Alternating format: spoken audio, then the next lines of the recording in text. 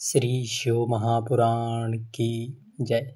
जय श्री कृष्ण। बोलिए गजानंद श्री गणेश जी महाराज की जय। इस सावन के पावन महीने में आप नित्य भगवान शिव को प्रसन्न करने वाली श्री शिव महापुराण की जो शिव महापुराण के इस पावन चरित्र को आपको सुनने का परम सौभाग्य प्राप्त हुआ है, उससे आप कदाचित भी वंचित ना हों। आइए बड़े ही पवित्र भाव से भगवान शिव का ध्यान करते हुए भगवान के दुर्वासा अवतार की यह बड़ी पवित्र पावन कथा को प्रसन्न चित्त भाव से श्रवण करते हैं। नंदीश्वर बोले, हे मुनि, अब शिव जी के उस चरित्र को सुनो जिसमें उन्होंने दुर्वासा का रूप धारण किया था। परम तपस्वी महर्षि अत्रि जी अनुसुईया जी के पति थे। उन्होंने ब्रह्मा जी की आज्ञा से पुत्र की इच्छावश स्त्री सहित जब ऋक्ष पर्वत पर बड़ा घोर तप, वहाँ पर विंध्याचल के समीप नदी के तट पर स्थित होकर भगवान की प्रसन्नता के लिए घोर तपस्या की, तो उनके सिर से बड़ी तीक्ष्ण अग्नि की ज्वाला प्रकट हो गई। उस ज्वाला से संपूर्ण लोक भस्म होने वाला था। ऋषि मुनि और इंद्रादिक सभी देवता तृप्त हो तब इंद्र जी को साथ ले सब देवताओं ने ब्रह्मा जी के पास जाकर अपना दुख निवेदित किया। ब्रह्मा जी विष्णु जी को साथ ले देवताओं सहित शिव जी के पास गए। सबने मिलकर एक स्वर से शिव जी की बड़ी स्तुति की। फिर अत्रि जी के परम तप से उत्पन्न अग्नि का दुख कहा। शिव जी ब्रह्मा विष्णु के साथ बैठे सम्मति करने लगे। फिर अत्रि ऋषि को वर देने के लिए वे तीनों देवता उनके आश्रम पर आ पहुँचे। अत्रि जी ने सबके चिन्हों से पहचान कर उनकी अलग अलग स्तुति फिर कहा, हे ब्रह्मा, हे विष्णु, हे शिव, आप संसार के पूजनीय माने गए हैं तथा प्रभु ईश्वर सृजन, रक्षा और विनाश करने वाले हैं, परंतु मैंने तो केवल एक शिव जी का ही पुत्र के कारण स्त्री सहित ध्यान किया था। फिर आप तीनों देवता क्यों चले आए? मेरे इस भ्रम को दूर कर मुझे इच्छित वर दीजिए। मुनि के इस वाक्य को सुन तीनों देवताओं ने कहा, हे मुनिराज, जैसा आपने संकल्प किया होगा वैसे ही होगा। हम तीनों देवता ब्रह्मा, ईशान तथा विष्णु समान वरदाता हैं, अतएव हमारे अंश से तुम्हें 3 पुत्र होंगे। ऐसा कहे वे तीनों अपने अपने स्थान को चले गए। अत्रि मुनि भी वर पाकर सानंद अपने स्थान को गए और अनुसुईया सहित बड़े प्रसन्न हुए। फिर तो उस अनुसुईया नामक स्त्री से ब्रह्मा, विष्णु और शिव रूप से तीनों देवता उत्पन्न हुए। ब्रह्मा के अंश से चंद्रमा, विष्णु के अंश से दत्तात्रेय तथा शिव जी के अंश से मुनि श्री। ब्रह्मा के अंश से चंद्रमा और विष्णु के अंश से दत्तात्रेय तथा भगवान शिव के अंश से भगवान दुर्वासा जी, जो कि दुर्वासा जी ने दयालुतावश बहुतों के धर्म की परीक्षा ली। सूर्यवंश में उत्पन्न राजा अम्बरीश की भी इन्हीं दुर्वासा जी ने परीक्षा ली थी। महाराज अम्बरीश सप्तद्वीप के स्वामी थे, जिन्होंने एकादशी का दृढ़ व्रत का संकल्प लिया था।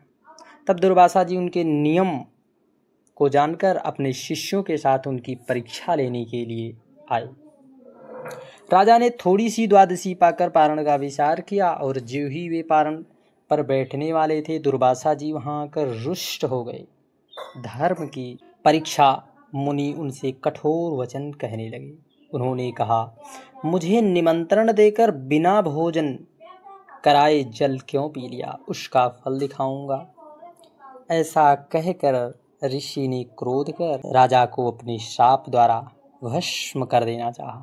उसी समय दुर्वासा जी ने अपनी जटा निकाली। थोड़ी सी जटा, लेश मात्र ही जटा पटकी और 2 कृत्या उत्पन्न हो गई, जो कि महाराज अम्बरीश के ऊपर टूट पड़ी। परंतु ज्यों ही राजा अम्बरीश ने भगवान श्री हरि का ध्यान किया, तो उसी क्षण भगवान की कृपा से उनकी रक्षा के लिए सुदर्शन आ गया और सुदर्शन ने तुरंत ही दुर्वासा जी के ऊपर आक्रमण करना चाहा। दुर्वासा जी भागते भागते 3 लोक 14 भुवन, ऐसी कथा आती है। वे घूमते गए, पहले इंद्र जी के पास, फिर ब्रह्मा जी के पास, फिर विष्णु, फिर शिव जी के पास, फिर विष्णु जी के पास। विष्णु भगवान ने कहा, आप भक्त के ही पास जाइए, क्योंकि मैं तो भक्तों के अधीन हूँ। आपने भक्त का अपमान किया है। भगवान कहते हैं, मेरा मान टले न टले, पर भक्त का मान न टलने दूंगा। तब भगवान ने उन्हें ऐसी आज्ञा दी। तब दुर्वासा जी आए और राजा अम्बरीश ने प्रार्थना की, तो ही वह सुदर्शन जो है अति शीघ्र अंतर ध्यान हो गया। तब इस प्रकार दुर्वासा जी के प्राण बचे।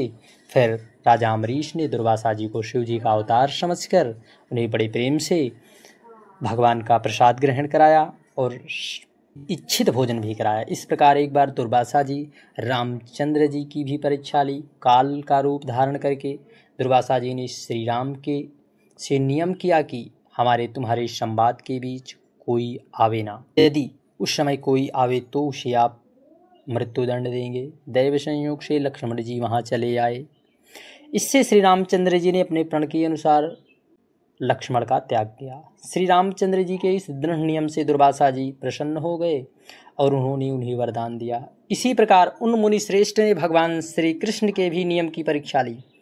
जब विष्णु भगवान भूमि का भार उतारने के लिए वसुदेव जी के पुत्र हुए, तो ब्राह्मणों की भक्ति करवे नित्य ही बहुत से ब्राह्मणों को भोजन जिमाते।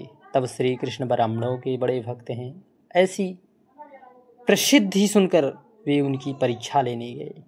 तब भगवान श्री कृष्ण रथ जोत उनमें रुक्मिणी को बैठाकर चले, तो दुर्वासा जी पहुंचकर श्री कृष्ण के प्रसन्न होकर उन्हें आवर दिया कि तुम्हारे अंग वज्र के समान हो जावे। ऐसे ही जब एक समय दुर्वासा जी नग्न हो जल में स्नान कर रहे थे, तो उसी क्षण द्रौपदी जी ने उन्हें नंगा देखकर अपनी साड़ी का पल्लू फाड़कर उन्हें शरीर ढकने को दे दिया।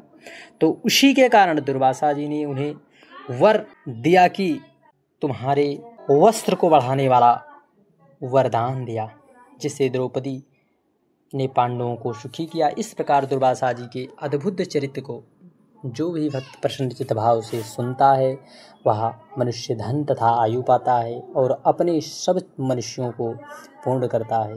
जो मनुष्य दुर्वासा जी के इस चरित्र को भक्तिपूर्वक आनंद से सुनाता तथा औरों को सुनता है, वह इस लोक तथा परलोक में सुख पाता है।